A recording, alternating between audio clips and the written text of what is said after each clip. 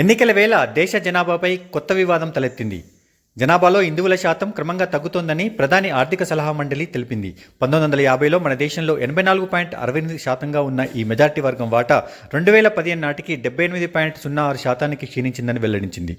హిందువుల వాటాలో 7.82% తగ్గుదల నమోదైంది. అలాగే ముస్లింల వాటా 9.84% నుంచి 14.09%కి పెరిగినట్టు తెలిపింది. వారి వాటాలో పెరుగుదల 43.15%గా నమోదైనట్టు వివరించింది. 1950-2015 మధ్య క్రైస్తవులు, సిక్కుల వాటా పెరిగిందని, జైనులు పార్టీల శాతం తగ్గిందని వెల్లడించింది. సమాజంలో భిన్నత్వాన్ని పెంపొందించేందుకు వీలుగా కొన్ని ఈ మార్పులు సూచిస్తున్నాయని సలహా మండలి అభిప్రాయపడింది.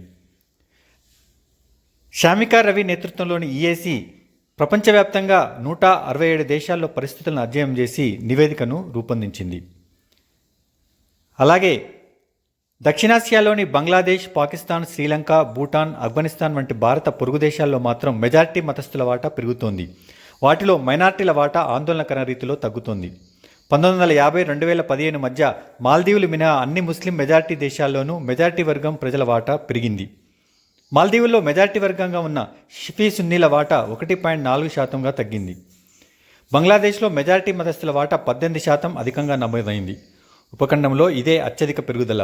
పాకిస్తాన్లో మెజారిటీ వర్గమైన హనాఫీ ముస్లింల వాటా 3.7% పెరిగింది. మొత్తంగా దేశ జనాభాలో ముస్లింల వాటా 10% పెరుగుదల నమోదైంది.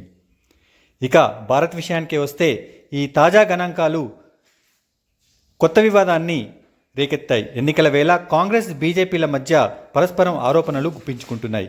కాంగ్రెస్సే దీనికి కారణమని బీజేపీ ఆరోపిస్తోంది.